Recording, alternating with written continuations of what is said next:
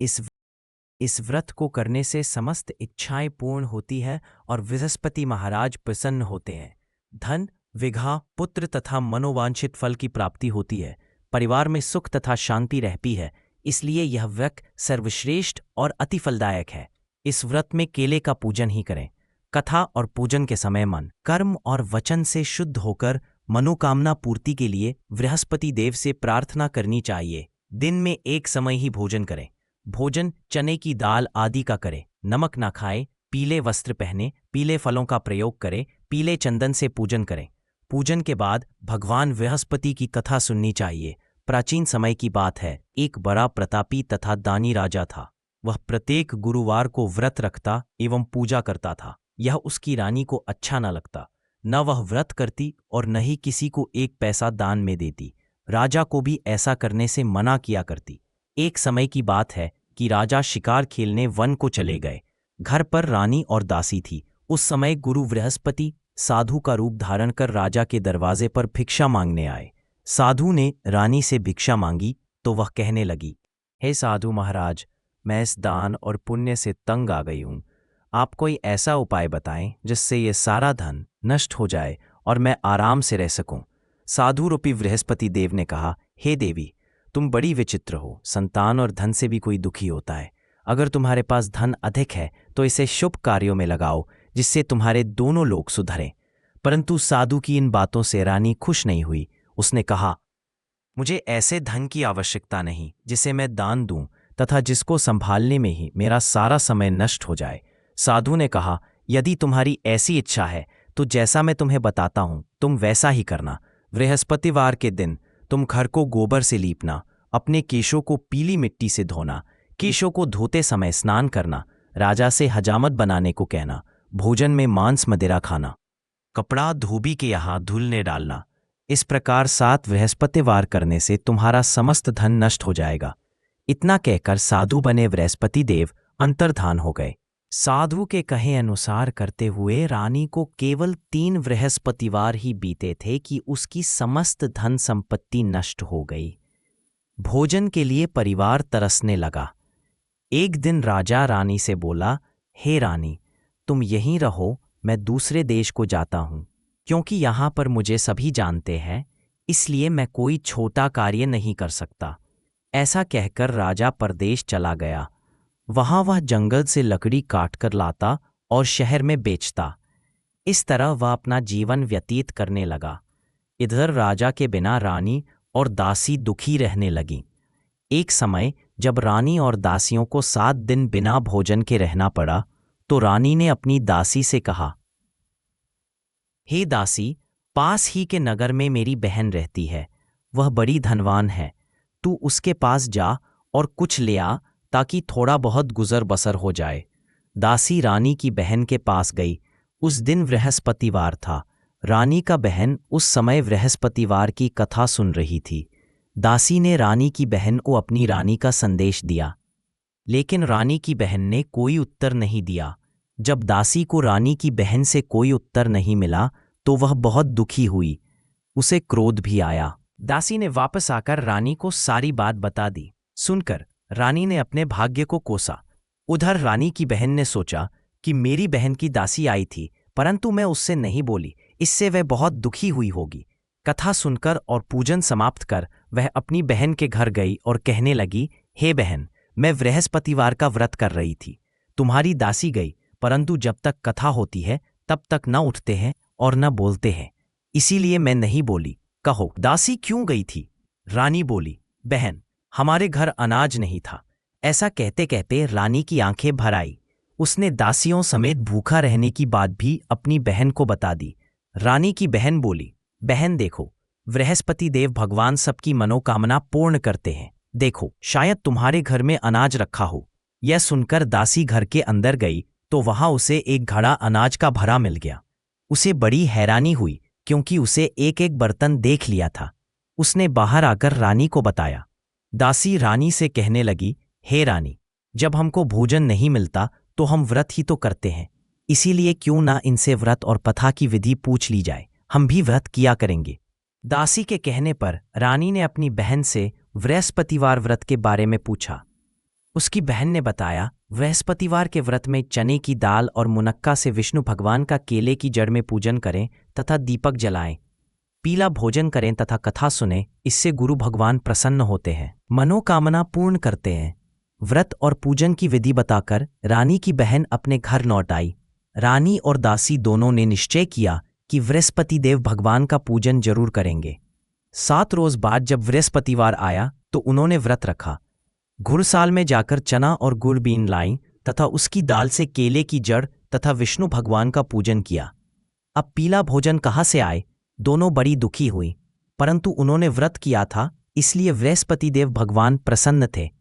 एक साधारण व्यक्ति के रूप में वे 2 थालों में सुंदर पीला भोजन लेकर आए और दासी को देकर बोले, हे दासी, यह भोजन तुम्हारे लिए और तुम्हारी रानी के लिए है, इसे तुम दोनों ग्रहण करना।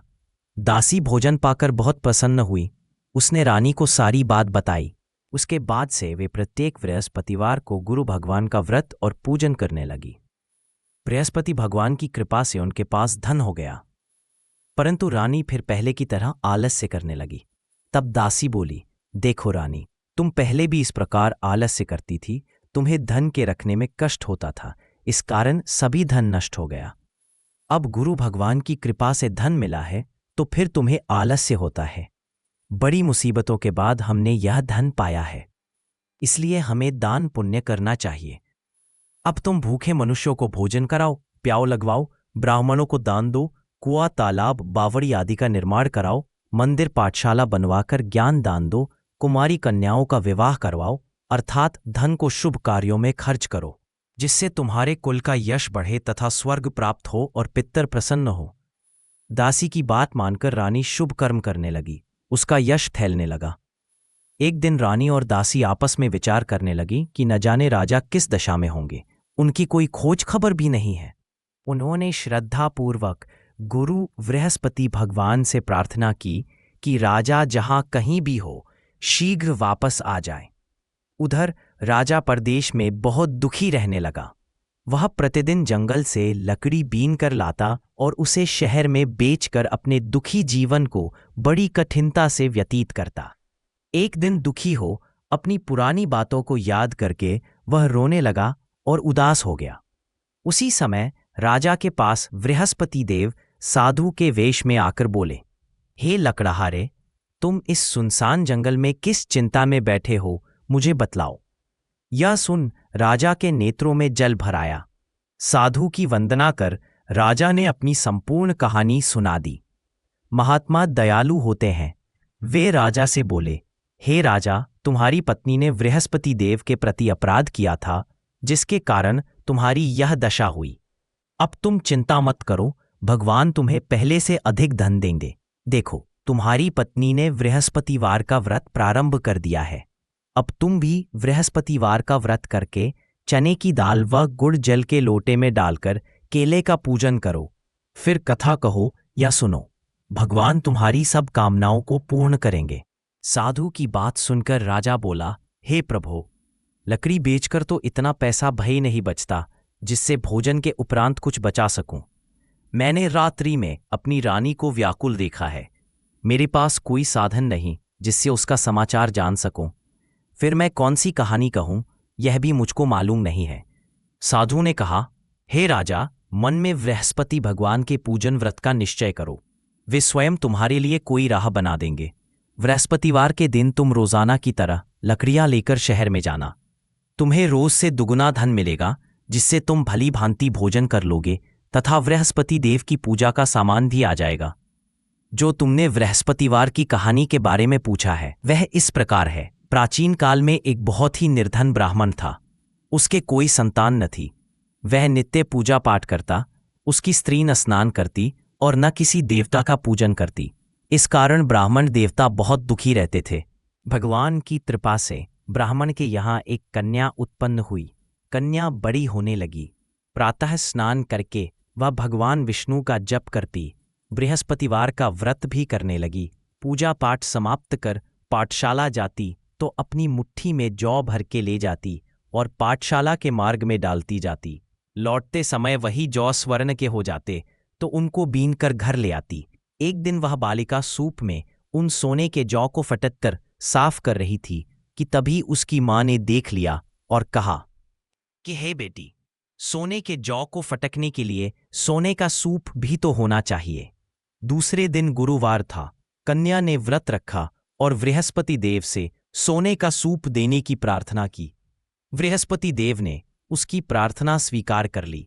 रोजाना की तरह वह कन्या जौ फैलाती हुई पाठशाला चली गई। पाठशाला से लौटकर जब वह जौ बीन रही थी तो बृहस्पति देव की कृपा से उसे सोने का सूप मिला।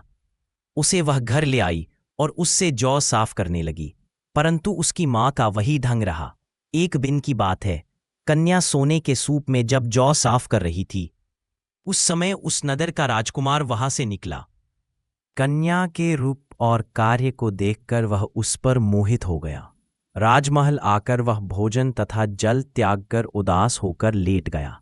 राजा को जब राजकुमार द्वारा अन्न जल त्यागने का समाचार जात हुआ तो अपने मंत्रियों के साथ वह अपने पुत्र के पास गया और कारण पूछा। राजकुमार ने राजा को उस लड़की के घर का पता भी बता दिया। मंत्री उस लड़की के घर गया। मंत्री ने ब्राह्मण के समक्ष राजा की ओर से निवेदन किया।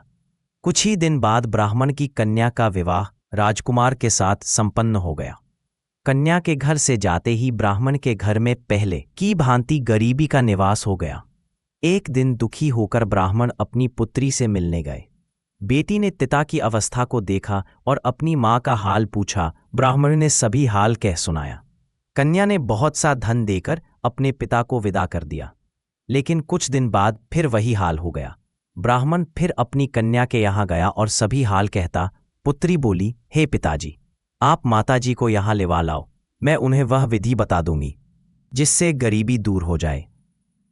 ब्राह्मण देवता अपनी स्त्री को साथ लेकर अपनी पुत्री के पास राजमहल पहुंचे तो पुत्री अपनी माँ को समझाने लगी, हे माँ, तुम प्रातःकाल स्नानादि करके विष्णु भगवान का पूजन करो तो सब दरिद्रता दूर हो जाएगी।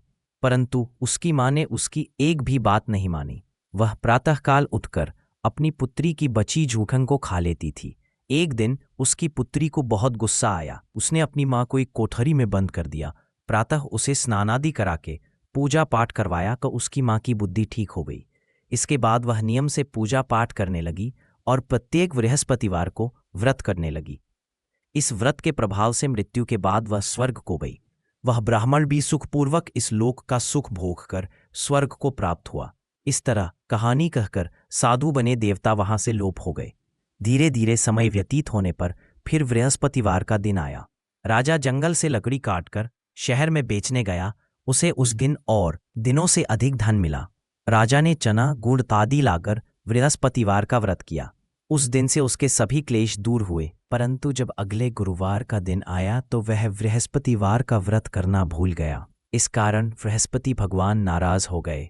उस दिन उस नगर के राजा ने विशाल यज्ञ का आयोजन किया था तथा अपने समस्त राज्य में घोषणा करवा दी कि सभी मेरे यहाँ भोजन करने आवे, किसी के घर चूल्हा न जले। इस आज्ञा को जो न मानेगा उसको फांसी दे दी जाएगी।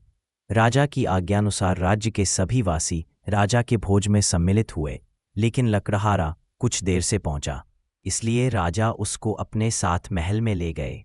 जब राजा लकड़हारे को भोजन करा रहे थे तो रानी की दृष्टि उस खूंटी पर पड़ी जिस पर उसका हार लटका हुआ था। उसे हार खूंटी पर लटका दिखाई नहीं दिया।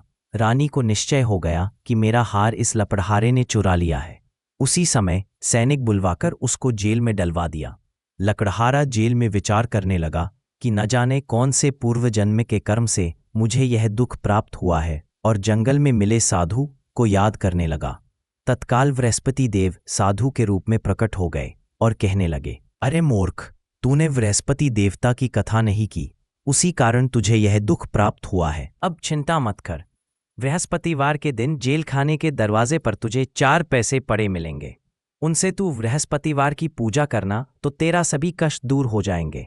अगले बृहस्पतिवार उसे जेल के द्वार पर 4 पैसे मिले। राजा ने पूजा का सामान मंगाकर कथा कही और प्रसाद बांटा। उसी रात्रि में बृहस्पति देव ने उस नगर के राजा को स्वप्न में कहा, हे राजा, तूने जिसे जेल में बंद किया है उसे कल छोड़ देना, वह निर्दोष है। राजा प्रातःकाल उठा और खूंटी पर हार टंगा देखकर लकड़हारे को बुलाकर क्षमा मांगी तथा राजा के योग्य सुंदर वस्त्र आभूषण भेंट कर उसे विदा किया। गुरुदेव की आज्ञानुसार राजा अपने नगर को चल दिया। राजा जब नगर के निकट पहुंचा तो उसे बड़ा ही आश्चर्य हुआ।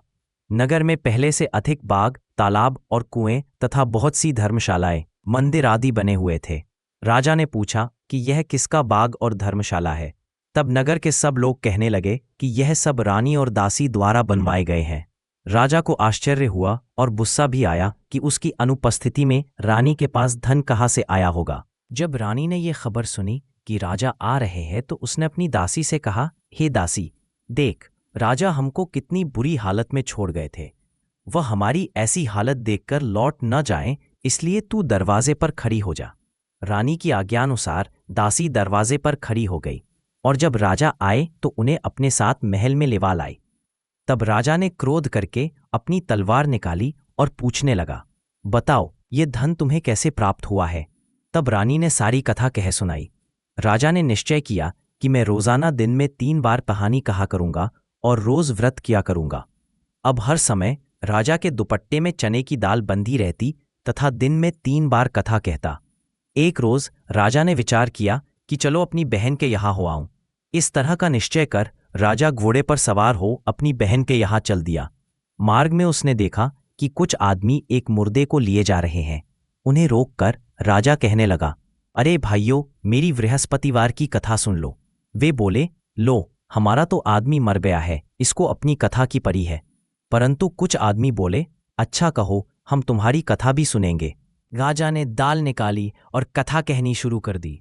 जब कथा आधी हुई तो मुर्दा हिलने लगा और जब कथा समाप्त हुई तो राम राम करके वह मुर्दा खड़ा हो गया। राजा आगे बढ़ा। उसे चलते चलते शाम हो गई। आगे मार्ग में उसे एक किसान खेत में हल चलाता मिला। राजा ने उससे कथा सुनने का आग्रह किया, लेकिन वह नहीं माना। राजा आगे चल पड़ा। राजा के हकते ही बैल पछाड़ खाकर गिर गए तथा किसान के पेट में बहुत दिरस से दर्द होने लगा। उसी समय किसान की मां रोटी लेकर आई। उसने जब देखा तो अपने पुत्र से सब हाल पूछा। बेटे ने सभी हाल बता दिया।